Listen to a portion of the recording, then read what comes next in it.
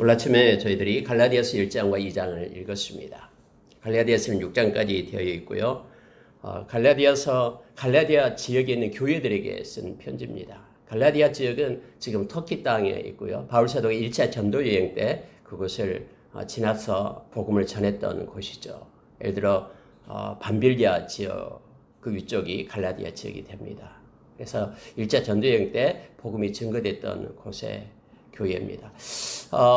이곳에 편지를 쓴 연대가 많은 신학자들은 AD 약 49년에서 53년 사이로 보고 있습니다. 그래서 2차 전도여행이 끝나갈 무렵 아니면 3차 전도여행이 시작될 무렵 해서 이곳에 있는 곳에 편지를 쓴데 그 이유가 뭐냐면은 이곳에 거짓 복음이 들어갔기 때문에 그렇습니다.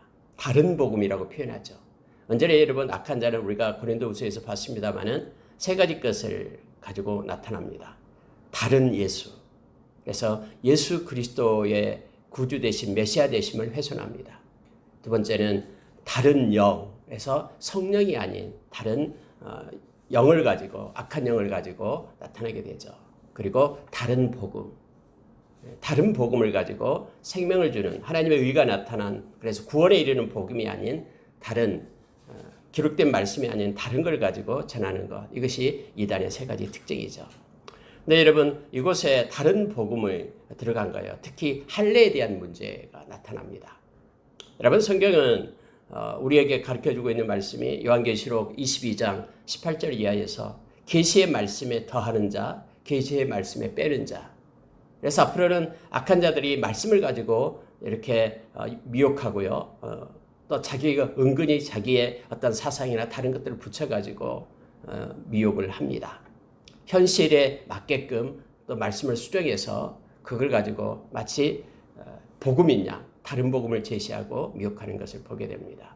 성경 말씀대로입니다. 만약에 하나님의 말씀에 다른 것을 더한다 그러면은 모든 성경이 기록된 재앙을 그에게 더한다라고 말씀해 주고요. 뺀다 그러면은 구원의 자리에서 생명남에 나아가는 것으로 그리고 하나님께서 정해준 그러한 성에 들어가는 것에서 제하여 버린다라고 성경은 우리에게 가르쳐 줍니다.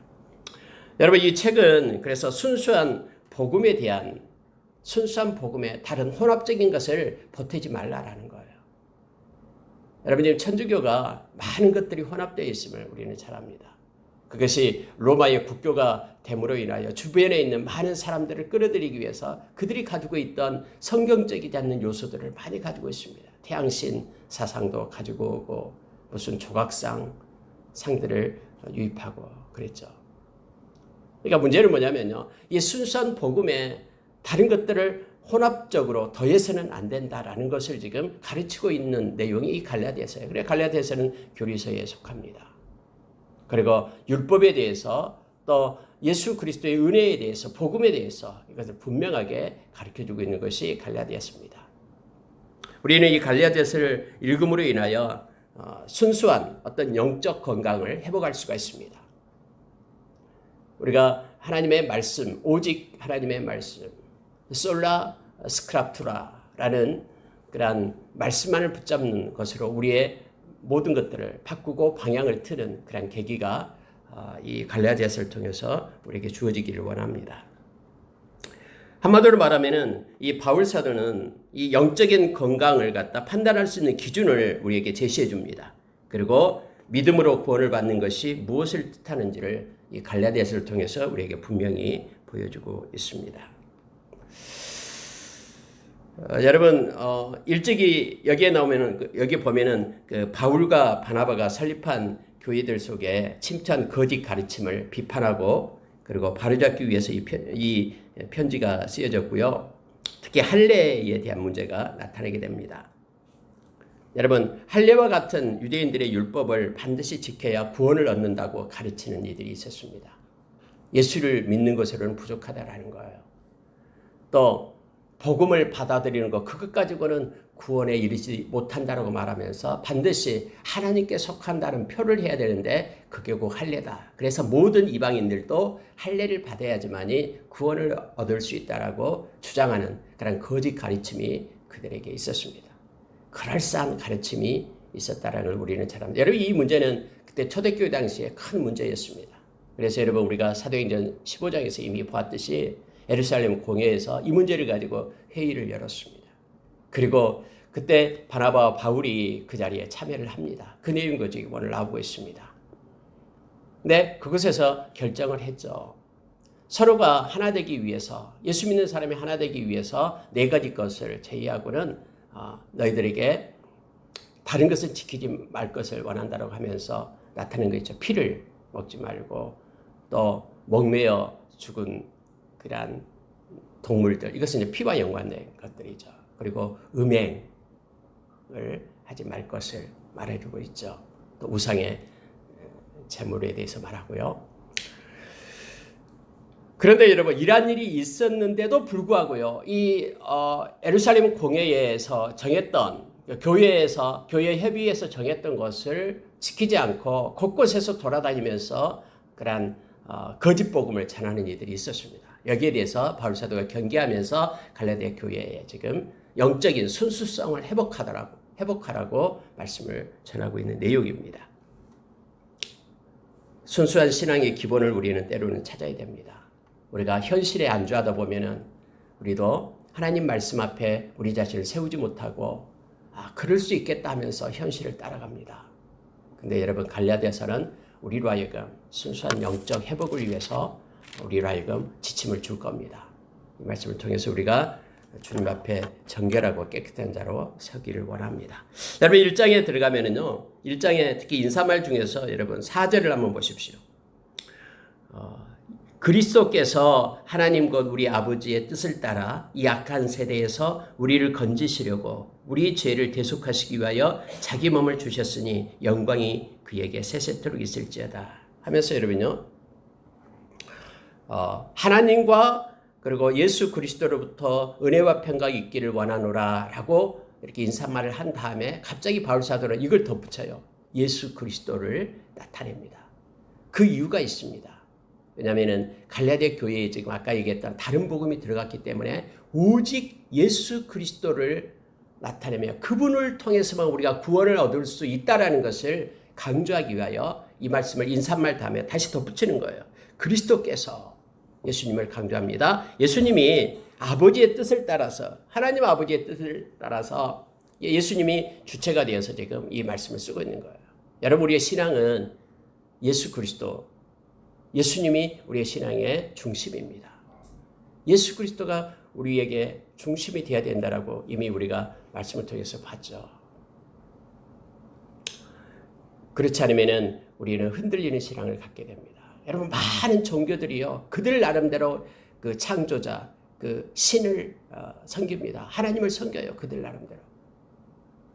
이슬람권에서도 이슬람교도요 알라를 섬겨요. 그게 하나님이에요. 자기들의 하나님. 이사가 바로 예수죠.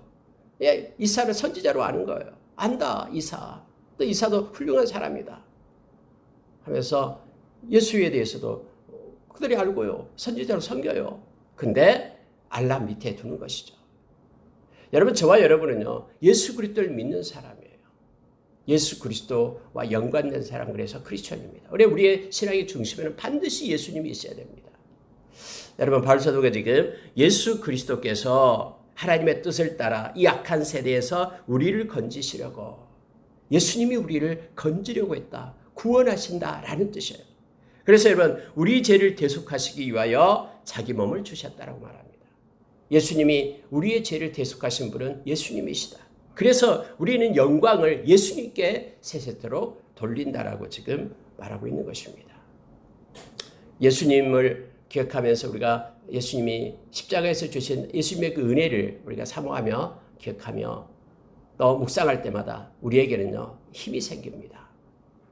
여러분 우리가 하나님을 묵상하고 예수님을 묵상하고 또 성령님을 묵상하면서 그분들이 그 하나님이 행하신 것을 우리의 마음에 생각할 때 우리에게는요 새 힘이 늘 공급됨을 알게 됩니다. 우리가 어떤 문제가 닥칠 때 그 문제에게만 함몰되어지면요 점점점 문제는 커지고요 우리는 더 약해져요. 더 적어져요. 그래서 막 압도됩니다. 그러나 여러분 우리가 마음을 우리의 영혼의 중심을 예수님을 향하게 펴게 될 때요. 예수님을 더 묵상하게 될 때 문제들은 조그마해지고요. 예수님이 너무 커지는 거예요. 그래서 우리에게 힘이 공급되고요. 주님과 위로와 평강이 우리에게 임하게 됨을 알게 됩니다. 우리는 예수님의 평안을 가지고 살아가는 사람들이죠.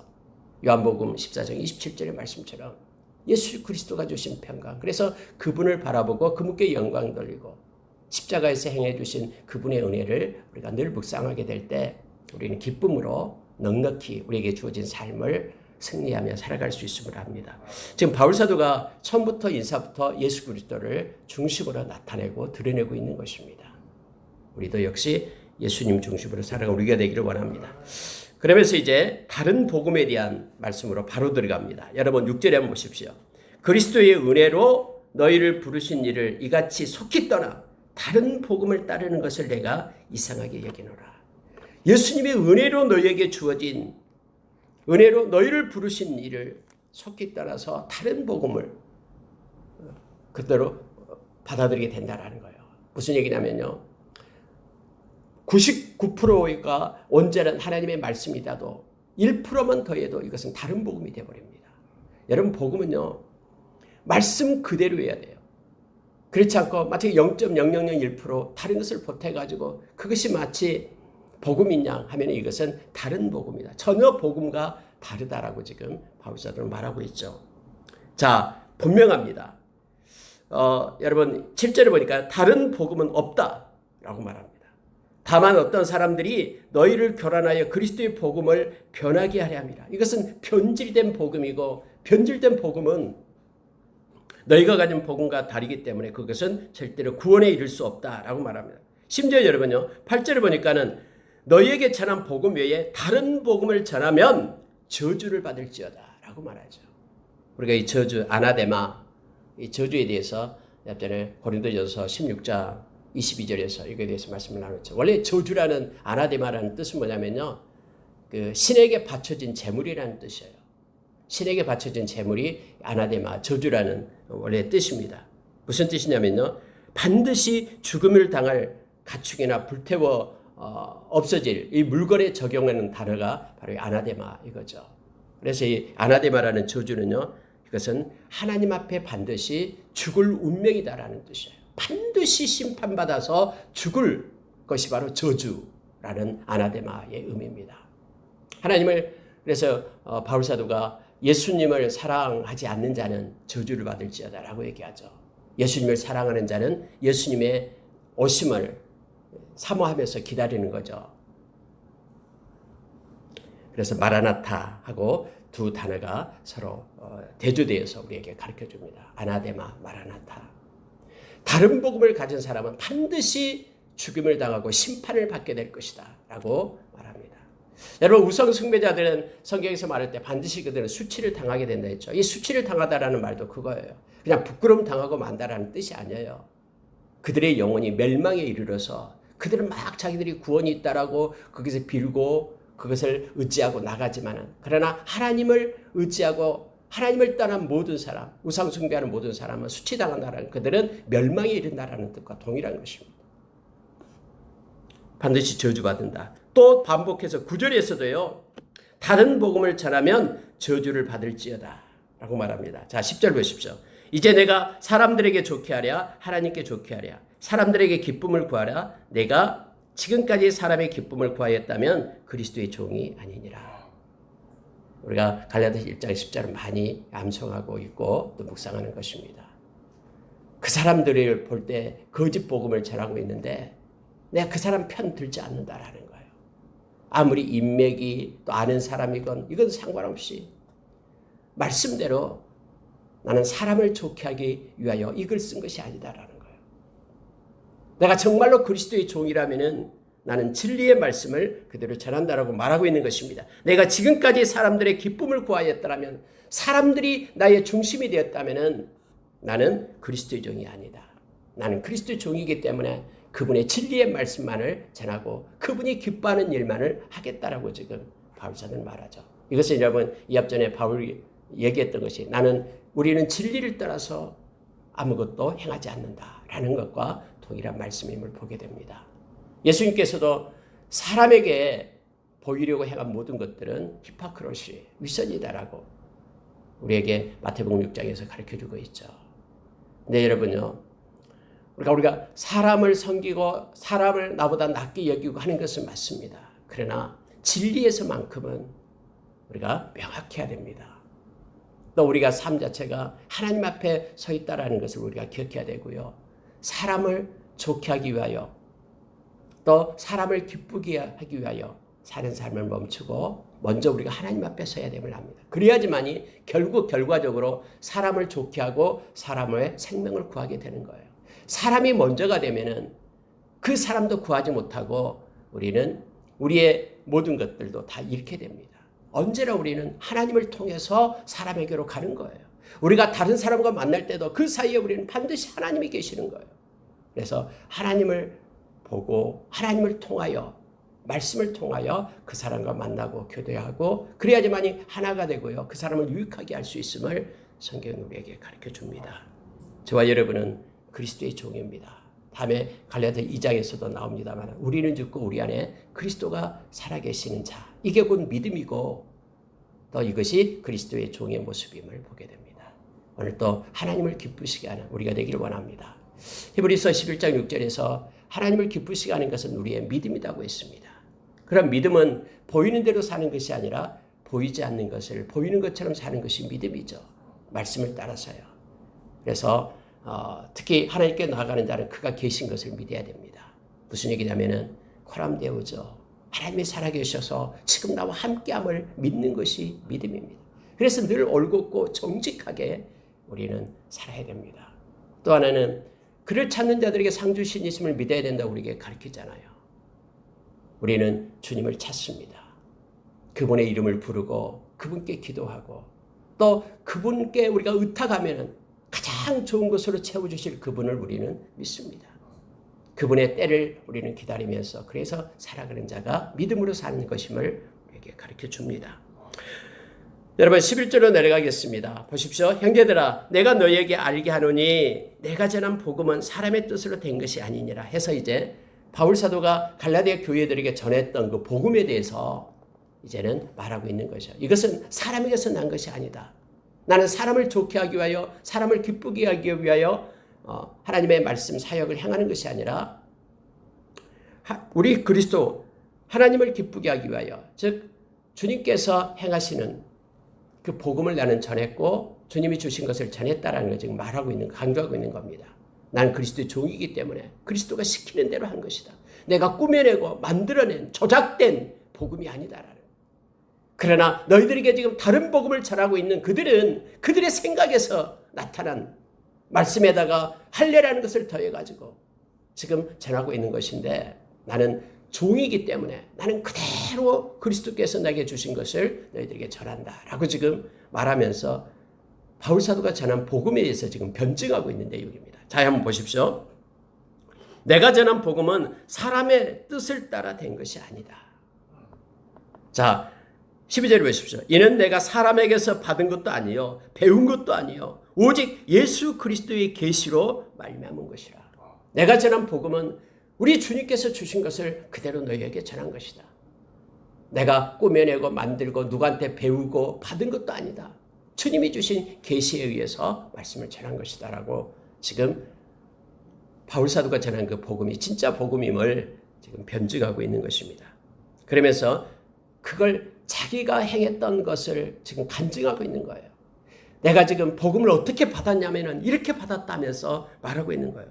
자, 14절에서 보십시오. 내가 내 동족 중 여러 영갑자보다 유대교를 지나치게 믿어 내 조상의 전통에 대하여 더욱 열심히 있었으나 그래서 다메섹에까지 쫓아가죠. 이방 그런 도시까지 가서 예수를 믿는 사람들 잡아가지고 옥에 가두고 죽이기 위하여 쫓아가잖아요. 이런 열심을 가지고 너희들이 나를 보면 알게 될 것이다 라는 거예요. 하면서 자기의 간증을 지금 말하고 있는 것입니다. 그러나 15절 보십시오. 그러나 내 어머니의 태로부터 나를 택정하시고 그 은혜로 나를 부르시니가. 하나님이 나를 불렀다라는 겁니다. 여러분 여기 어머니의 태로부터 나를 택정하신다. 이 사상을 우리가 모태 사상이라고 얘기합니다. 모태로부터 불렀다. 이것은 많은 선지자들이 그렇게 말하고 있죠. 우리가 잘 아는 이사야 선지자도 이사야서 49장에서 말하죠. 내가 태로부터 모태에 있을 때부터 하나님께서 나를 정하셨다. 그러니까 주권자 하나님이 전적으로 그분의 은혜로 나를 택해서 하나님의 때에 나를 불러 나에게 이 말씀을 주었다라고 말하고 있는 거예요. 여러분 에레미야도 마찬가지입니다. 에레미야서 1장에 나오죠. 1장 5절에 보면 그때는 직접 하나님께서 내가 너를 불렀다. 에레미야에게 나타나서 그렇게 얘기합니다. 너의 태로부터 모태로부터 내가 너를 불러서 지금 내가 너를 세워서 나간다라는 거예요. 여러분 바울 사도도 말하는 거예요. 비록 그가 다메섹 도상에서 아마 그의 나이가 아마 34살, 35살 뭐 그쯤 된다라고 말합니다. AD 33년 정도. 그때쯤에 태에서부터 하나님이 나를 택해서 택정했다라는 게 하나님의 그런 사람으로서. 그런데 그때가 되어서 하나님이 나를 불렀다라는 거예요. 다메섹 도상에서. 하나님의 절대적인 주권을 지금 말하고 있는 것입니다. 예수님께서도 요한복음 15장에서 그렇게 말했죠. 너희가 나를 택한 것이 아니다. 내가 너희를 택하여 불렀다라고 말합니다. 여러분 이 땅에서 예수를 믿는 많은 사람들이 있습니다. 그들이 어떤 계기를 통해서 예수님을 믿든 그런 계기들은 다 다릅니다. 성경에 나타난 하나님의 사람들을 하나님이 부른 모습들은 다 달라요. 모세는 가시떨기 나무에서 하나님을 불렀죠. 곳곳에서 다 달라요. 그런데 오늘날 예수를 믿는 모든 사람들도 예수를 믿게 된 동기가 배경이 다 다릅니다. 그렇지만은 하나님께서 이미 우리가 잘 알고 있는 로마서 8장 29절 이하의 말씀처럼요. 아시고 정하시고 부르시고 의롭다 하시고 영화롭게 하시는 하나님의 주권적 불가항력적 하나님의 은혜 가운데 있었음을 우리에게 가르쳐주고 있습니다. 그러면 여기서 지금 바울 사도도 이것을 깨닫게 되는 거예요. 내가 비록 유대교에 열심히 있어서 예수 믿는 사람들에게 핍박하기 위하여 쫓아가고 있었는데 하나님께서 나를 불러서 그렇게 바꿨다라는 거예요. 그런데 이것은 이미 나의 태에 있을 때부터 하나님이 내게 정하신 것이다. 어머니의 태로부터 나를 택정하시고 그 은혜로 나를 부르시니까 하나님의 은혜를 그때에 불러서 나를 세웠다라고 말합니다. 여러분 16절 보십시오. 그의 아들을 이방에 전하기 위하여 그를 내 속에 나타내시기를 기뻐하셨을 때에 내가 곧 혈육과 의논하지 아니하고 라고 표현이 되고 있죠. 하나님께서 나를 불러서 나에게 은혜를 주시기를 기뻐할 때에 다메섹 도상에서 그러한 일이 있었을 때에 나는 이 문제 가지고 혈육하고 의논하지 아니하였다 라고 말합니다. 여러분 이것을 왜 지금 말하고 있는 것은요. 내가 받은 이 복음은 절대 주권 하나님의 계시로 의해 나에게 주어진 것이다라는 거예요. 예수님께서 나에게 주신 것을 이 하나님의 주권에 의해서 나에게 주어진 이 복음 순수한 이 복음을 내가 너에게 전한 것이다. 사람처럼 조작된 것이 아니다라는 거예요. 지금 그것을 말하기 위하여 내가 만약에 조작됐다면 내가 그들을 죽이려고 쫓아갔던 사람이다라는 거예요. 그런데 내가 이렇게 바꿔진 것은 나의 힘에 의한 것이 아니라 하나님의 절대적인 주권에 의해서 내가 변화되었다라고 말하고 그리고 나서요 이렇게 말합니다. 여기에만 지금 기록되어 있는 것이죠. 자 17절 보십시오. 또 나보다 먼저 사도된 자들을 만나려고 예루살렘으로 가지 아니하고 아라비아로 갔다가 다시 다메섹으로 돌아갔노라. 그 후 3년 만에 내가 게바를 방문하려고 예루살렘에 올라가서 그와 함께 15일을 머무르는 동안 주의 형제 야고보 외에 다른 사도들을 보지 못하였노라. 이렇게 말하고 있습니다. 아라비아로 가서 3년 동안 그곳에 가 있었다라는 걸 얘기하고 있는 거예요. 여러분 바울 사도는 이걸 말하고 있는 것입니다. 내가 지금 전한 이 복음은 사람들에 의해서 배운 것이 아니다라는 걸 말하는 거예요. 그래서 여러분 여기서 말하는 것도 게바에게서 배운 것도 아니고요. 먼저 사도된 자들을 만나려고 예루살렘에 가서 그들에게 배운 것이 아니다라는 걸 말하는 거예요. 내가 아라비아에 가서 3년 동안 그곳에 있으면서 주님으로부터 내가 계시를 받고 주님으로부터 말씀을 받았다라고 지금 말하고 있는 것입니다. 실제적으로 여러분 아라비아 3년 기간 동안에 바울 사도가 무슨 일을 행했는지는 성경에 나타나 있지 않습니다. 단 이곳에만 기록을 하고 있는 거예요. 왜냐하면 내가 받은 것은 주님으로부터 받은 계시다라는 이 순수 복음이다라는 것을 지금 그들에게 알리기 위해서 이걸 쓰고 있습니다. 그래서 여러분 이 바울이 외부와 단절된 아라비아라는 어떤 장소에서 자신이 체험한 어떤 소명 그리고 계시를 체계화하고 이방인들을 위하여 복음 사역을 위한 하나님의 신령한 교제를 나눌 시간이 필요했기 때문에 그곳으로 갔겠죠. 그리고 그곳에서 이 바울의 복음이 정해지고 그때부터 주님의 명령을 따라 다시 다메섹에 와서 이제 복음을 전하기 시작합니다. 근데 우리가 사도행전을 보면은 그 내용, 아라비아로 간 3년간의 내용은 나와 있지 않습니다. 단지 이제 다메섹에 가서 이렇게 주님의 부르심을 받고 즉시 복음을 전하는 것처럼 그렇게 되어 있죠. 여러분, 성경은요 우리에게 들려주고자 하는 것만 기록된 거예요. 성경은 역사서가 아닙니다. 역사에서 조목조목 사실을 기록한 책이 역사서가 아니에요. 하나님의 의도에 의해서 하나님의 백성에게 주고 싶은 하나님의 마음과 뜻을 담고 우리로 하여금 잊게 하고 깨닫게 하는 책이 바로 이 성경이죠. 그러니까 하나님의 의도에 의해서 편집된 책이 성경임을 우리는 잘 압니다. 그래서 우리가 이것은 역사에 맞지 않고 틀리고 어떤 사람 밑에 있고 왜 14대로 맞추고, 이것은 우리 인간의 잣대예요. 성경 말씀은 하나님께서 우리에게 인간에게 하시고자 하는 하나님의 마음과 뜻을 기록하고 우리로 하여금 있게 하는 것입니다. 여러분, 이제 1장에서는 내가 전한 복음에 대해서 바울 사도가 말하면서 이게 진짜 복음이고 다른 복음에 대해서 너희들이 떠날 것을 요청하면서요 2장으로 넘어갑니다. 여러분 2장 보십시오. 2장의 3절 보시기 바랍니다. 그러나 나와 함께 있는 헬라인 디도까지도 억지로 할례를 받게 하지 아니하였으니, 여러분 지금 14년이 지난 다음에 사도행전 15장에 나타난 내용입니다. 이 바나바와 함께 예루살렘으로 올라오는 거예요. 그리고 나서 거기에서 이제 디도도 같이 왔다라고 얘기합니다. 억지로 할례를 받지 않게 했다. 이는 이유를 얘기합니다. 가만히 들어온 거짓 형제들 때문이라. 그들이 가만히 들어온 것은 그리스도 예수 안에서 우리가 가진 자유를 엿보고 우리를 종으로 삼고자 함이로되, 그들에게 우리가 한시도 복종하지 아니하였으니 이는 복음의 진리가 항상 너희 가운데 있게 하려 함이라 라고 말합니다. 그들은요 이렇게 짐을 지운다라는 거예요.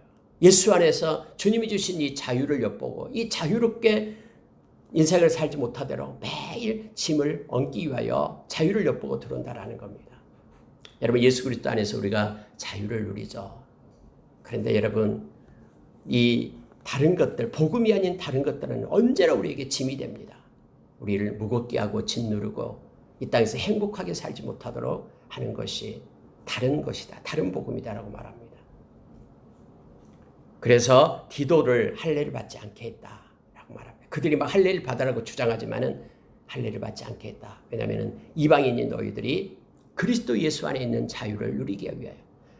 우리가 잘 아는 요한복음 8장 32절에서 진리를 알지니 진리가 너희를 자유케 하리라. 그래서 이 진리가 알레테이야. 이 진리가 요한복음 8장 36절에 가서는 예수 그리스도로 얘기합니다. 예수 그리스도가 너희를 자유케 하리라 라고 말합니다. 예수 안에는 자유가 있습니다. 그래서 복음이 증거되는 곳마다요 자유를 누리게 됩니다. 얽매였던 것들로부터 다 풀어집니다. 특히 우리의 영이 영적인 자유를 얻게 됩니다. 복음은 이처럼 하나님의 의가 있어서 모든 죄를 결박합니다. 그리고 떠나가게 합니다. 우리로 하여금 큰 기쁨과 자유, 해방 속에 복음이 우리를 이끌고 있음을 압니다. 그것이 히브리서 2장에 보면은 예수님께서 십자가에서 우리를 해방시키고 악한 자의 끌림의 그 줄을 끊고 우리를 갖다 해방시켰음을, 자유를 주었음을 성경은 우리에게 말해주고 있습니다. 그런데 악한 자는요 계속해서 우리를 얽매이려고 하고 우리의 자유를 빼앗아가려고, 그래서 죄의 종으로 끌려가려고 하고 있음을 보게 됩니다. 우리가 여러분 로마서 6장에 보면은 죄의 종은 자유가 없습니다. 죄에 끌려가게 되어 있죠. 근데 우리는 의의 종, 하나님의 종이 되었다라고 말합니다. 복음을 통해서. 그래서 이 진리의 복음 안에서는 자유가 있습니다. 자, 여러분 8절에 보시기 바랍니다. 8절은 앞에 있는 1장에 대해서 2장 8절은요. 베드로를 책망하는 내용이 나옵니다. 보십시오. 베드로에게 역사하사 나를 할례자의 사도로 삼으시니가 또한 내게 역사하사 베드로를 역사하사 그를 할례자의 사도로 삼으시니가 또한 내게 역사하사 나를 이방인의 사도로 삼았다라고 말하면서요. 기둥같이 여기는 야고보, 게바, 요한도 내게 주신 은혜를 알므로 내가 바나바에게 친교의 약속을 하였으니 이는 이방인에게로 그들은 할례자에게로 가게 하려 함이라. 이 친교의 약속이라는 게 뭐냐면 인정했다라는 거예요. 이방인에게 너가 전한 복음을 우리도 인정했다. 그것이 바로 순수 복음이다. 너는 이방인에게, 나는 할례자에게, 유대인에게 이렇게 말하고 있는 것입니다. 기둥같이 여기는, 그때 당시에 이제 교회의 중심이 바로 여기 있는 야고보, 게바, 요한 이렇게 돼 있죠. 야고보가 먼저 나와요. 왜냐하면 그때 야고보가 누굽니까? 네, 예수님의 친동생이죠. 야고보서를 쓴 야고보를 얘기합니다. 예수님의 제자 야고보는 이미 순교당했잖아요. 아그리파 1세에 의해서 헤로드 왕 아그리파 1세에 의해서 순교를 당했습니다. 목배임을 당했잖아요. 근데 그때 당시에 야고보가 예수님의 동생으로서 이처럼 기둥같이 여기는 그러한 사도로서 그러한 일을 했습니다. 예루살렘 교회 그 공회에도 사도행전 15장에서도 야고보가 이렇게 주최를 하잖아요. 여러분 야고보를 한번 생각해 봅시다. 그가 예수님이 살아계실 때에는 믿지 않았다라고 성경에 나오죠. 예수님께서 부활하시고 또 승천하시고 그때는 나옵니다. 우리가 사도행전 1장, 2장에 보면은 이제 나오죠. 야고보 또 예수님의 어머니, 예수님의 동생들이 함께 모여서 120문도가 기다리죠. 오순절 날까지요. 그때 처음으로 등장합니다. 그대로 야고보가 나와요. 야고보서 1장에 보면은 하나님과 주 예수 그리스도의 종 야고보는 흩어져 있는 12지파에게 문안하노라 하면서 시작을 하죠. 이 야고보는요, 나는 예수 그리스도의 종이다 라고 말합니다. 그 전까지는 예수님을 믿지 않을 때는 자기 형이었잖아요. 어떻게 큰 형이 구세주고 하나님이었나? 여기에 대해서 갈등이 있을 수도 있겠죠. 그러나 그가 예수 그리스도를 성령 안에서 예수 그리스도를 다시 영접하고 만나게 되고 나는 예수님의 종이다 하면서 이제는 그렇게 하나님의 말씀을 전하고요. 그가 초대교회 수장이 되었음을 성경이 우리에게 가르쳐 줍니다. 여러분 야고보서를 읽어보면요. 이 시대를 살아가는 하나님의 백성으로서 어떻게 살아가야 될 것인가를 알게 하고요. 또 거짓 복음이 뭔가를 우리에게 가르쳐 줍니다. 행하지 않는 믿음은 거짓 믿음이다라고 그는 외치고 있음을 우리에게 보게 되죠. 여러분 그런데요. 문제가 된 거 보십시오. 다만 10절에 보십시오. 우리에게 가난한 자들을 기억하도록 부탁하였으니 이것은 나도 본래부터 행하여 힘써 행하여 왔노라 하면서 관계를 얘기하고요. 문제가 된 게요. 자 11절입니다. 게바가 안디옥에 이르렀을 때에 책망받을 일이 있기로 내가 그를 대면하여 책망하였노라. 게바가 안디옥에 왔어요. 안디옥 교회에 바나바와 바울이 있었죠. 근데 그곳에서 이방인들과 함께 식사를 하고 있었습니다. 그런데 갑자기 이 야고보에게서 보낸 그런 형제들이 온 거예요. 그랬더니 움찔한 거예요. 왜냐면은요, 이 유대인들은 헬라인들하고 같이 식사를 못하게끔 돼 있잖아요. 그런데 지금 같이 이방인들하고 식사하고 있던 이 게바가 피하기 위해서 자리를 뜬 거예요. 근데 거기에 누구도 있었냐면은 바나바도 있었는데 바나바도 유혹을 받았다고 성경이 말하죠. 게바와 함께 있던 유대인들이 슬그머니 자기들도 안 먹은 척 나가는 거예요. 누구를 의시한 겁니까? 누구를? 예, 사람의 눈 때문에 그런 거죠. 야고보에게서 온 그런 형제들이 이거 보고 어떻게 생각할까? 이것 때문에요.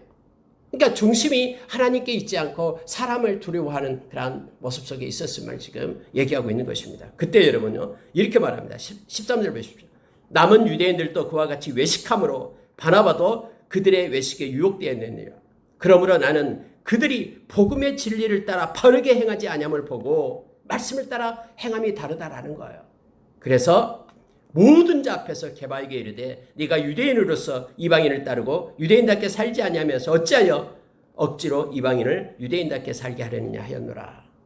사람이 의롭게 되는 것은 율법의 행위로 말미암음이 아니요 오직 예수 그리스도의 믿음으로 말미암는 줄을 알므로 우리도 그리스도 예수를 믿나니 이는 우리가 율법의 행위로서가 아니고 그리스도를 믿음으로써 의롭다함을 얻으려 함이라. 율법의 행위로는 의롭다함을 얻을 육체가 없느니라 하면서 책망했다라고 말하고 있습니다. 여러분, 율법은 우리에게 필요하죠. 율법은 우리로 하여금 죄인임을 깨닫게 합니다. 그리고 율법은 몽학선생에 대해서 초등교사가 돼서 우리로 하여금 복음 앞에 세우는 거예요. 근데 율법으로는 절대로 구원을 얻을 수가 없어요. 율법에는 의가 없어요.